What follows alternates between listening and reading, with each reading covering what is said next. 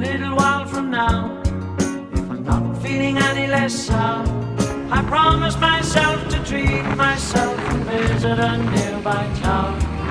Climbing to the top, throw myself off in an effort to make clear to whoever what it's like when you're shattered, left standing in the lurch at a church where people were saying, my God, that's tough. She stood him up. No point in us remaining.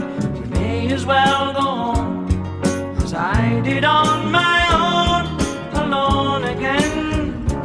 Naturally, to think that only yesterday was cheerful, bright